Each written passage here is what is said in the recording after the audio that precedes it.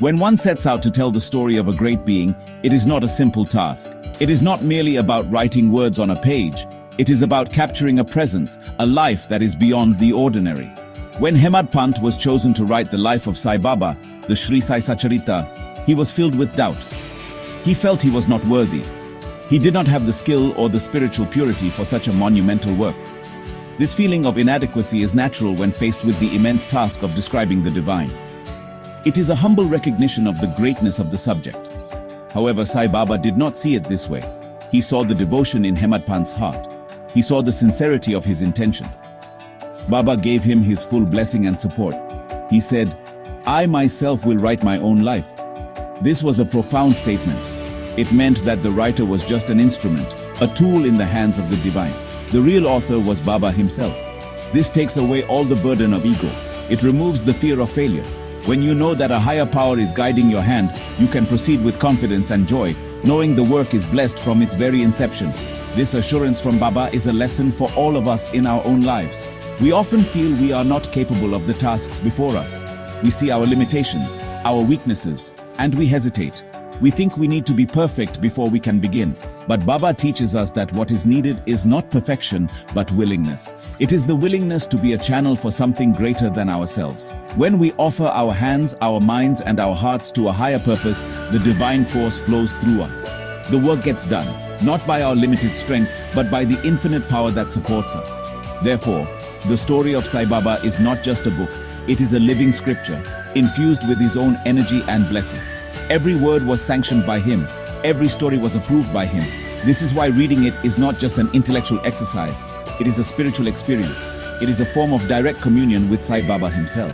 When we open the book, we are not just reading about him. We are inviting his presence into our lives. We are allowing his grace to touch our hearts and transform our consciousness. The story itself becomes a vehicle for his divine promise. Faith is not a belief system. It is a deep inner knowing. It is a trust that transcends logic and reason. When you have faith in a being like Sai Baba, it becomes a shield that protects you from the arrows of fear and doubt. Fear is a natural human emotion. We fear the unknown.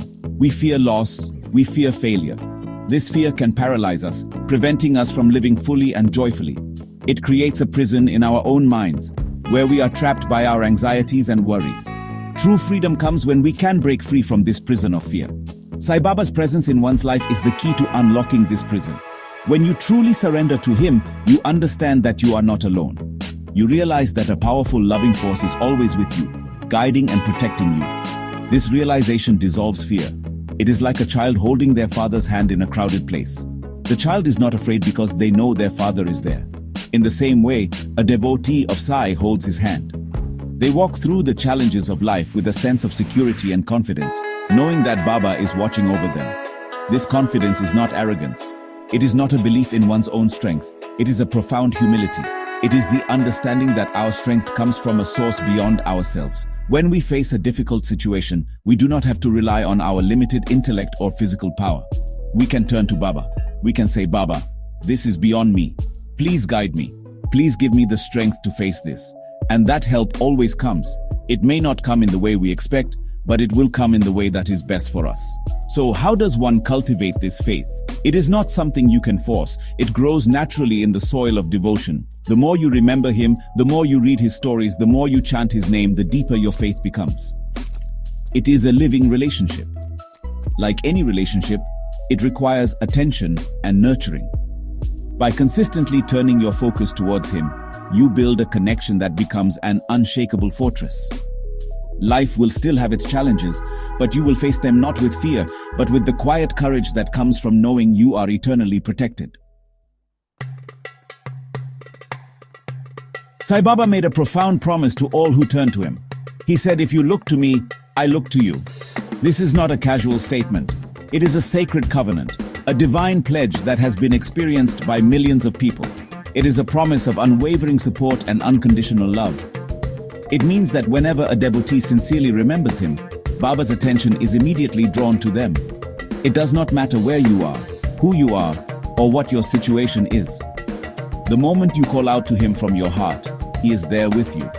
This promise is especially powerful for those who are deeply devoted. Baba assured his followers that he would fulfill the wishes of those who worship him with wholehearted devotion. This does not mean that he is like a wish-granting machine for trivial desires. It is about aligning your will with the divine will. When your deepest wish is for spiritual growth, for peace, for the well-being of others, and for a closer connection to God, those wishes are in harmony with his nature. He is eager to fulfill them, as it helps you on your journey to enlightenment. The condition for this fulfillment is simple: devotion and remembrance. It is about keeping him in your thoughts and in your heart. It is about seeing him in all aspects of your life. When you eat, you offer the food to him first. When you start your day, you remember him. When you face a problem, you turn to him for guidance. This constant remembrance creates a powerful bond. It purifies the mind and opens the heart to receive his grace. It is not about performing complex rituals, but about a simple, loving connection that you maintain throughout your day. Baba also promised to help those who sing his stories, who spread his message, and who serve him with love. He said that he is indebted to those who take his name and remember him. Think about this. The Lord of the universe says he is indebted to his devotee. This shows the incredible power of devotion. It is a force that can move the heart of God. When we live a life of remembrance, we are not just asking for blessings. We are participating in a divine exchange of love. His promise is a guarantee that our love will always be returned 1,000-fold. Life can often feel like a vast, dark ocean. We are in a small boat, tossed about by the waves of joy and sorrow, success and failure. The storms of worldly troubles can be frightening. In this darkness, we can easily lose our way. We may not know which direction to turn or how to reach the safe shore. In such times, the stories of Sai Baba's life act as a lighthouse. A lighthouse does not calm the storm, but it shows the way. It provides a steady, unwavering light that guides ships safely to the harbor. Each story from the Sri Sai Satcharitra is a beam of light. They illuminate the path of righteousness, compassion, and faith. When we read about how Baba helped the poor, our own hearts are inspired to be more generous. When we learn about his infinite patience with those who doubted him, we learn to be more tolerant of others. When we see how he protected his devotees from harm, our own faith is strengthened. These stories are not just historical accounts. They are practical lessons for living a meaningful and spiritual life in a complex world. God gives different duties to different people, according to their capacities. Some may be scholars, some may be artists, and some may be simple laborers. We often look at our own role and think it is too small or that we are not qualified. We may feel like a tiny, insignificant boat, but Baba shows us that every role is important in the divine play. He chose a simple man, Hemadpant, to write his life story, assuring him that the divine would do the work. This teaches us that even if we feel incapable, God can work through us to achieve great things if we just have faith. Therefore, listening to these stories is a powerful spiritual practice. It is like keeping your eyes fixed on the lighthouse beam. It keeps your mind focused on the divine, away from the darkness of negative thoughts and emotions. The stories cleanse the mind of impurities like ego, anger, and greed. They fill the heart with devotion and love. As you immerse yourself in his leelas, or divine plays, you begin to see his hand in your own life. You start to recognize the miracles, big and small, that he performs for you every day, guiding your boat safely through the storm. The love of Sai Baba is often compared to the love of a mother. A mother's love is unconditional, selfless, and ever-present. She cares for her child's every need, often without the child even having to ask. She protects, she nurtures, and she forgives. Baba's love for his devotees is exactly like this, but infinitely greater. He watches over his children with 1,000 eyes, always aware of their joys and their sorrows. His care is not limited by time or distance. No matter where his devotee is, they are always held in his loving embrace. There is a beautiful story that illustrates this motherly care. One day, a cow in Shirdi was struggling to give birth to her calf. She was in great pain and her life was in danger. Baba, who was in the mosque, felt her suffering. He immediately sent help, telling his devotees exactly what to do to assist the cow. Because of his timely intervention, both the cow and her calf were saved. This story shows that his compassion extended to all living beings. He felt their pain as his own and rushed to help them, just as a mother would rush to a suffering child. This same boundless love is available to all his human children. There was a devotee who had to travel away from his home, leaving his family behind. He was filled with anxiety and worry for their well-being. He went to Baba to seek his blessing and expressed his fears. Baba looked at him with great tenderness and said, "Go without anxiety. I will look after your family." The man, his heart filled with this divine assurance, was able to complete his journey with a peaceful mind. True to his word, Baba protected the family from all harm while he was away. This is the nature of Baba's care. It is a promise of total protection for those who place their trust in him. We often carry so many worries about our health, our finances, and our families. These anxieties weigh us down and steal our peace. Sai Baba invites us to place these burdens at his feet. He asks us to trust him completely, like a small child trusts its mother. When we can do this, when we can truly let go and surrender, we experience a profound sense of freedom and security. We know that the ultimate mother is watching over us and that everything will be all right.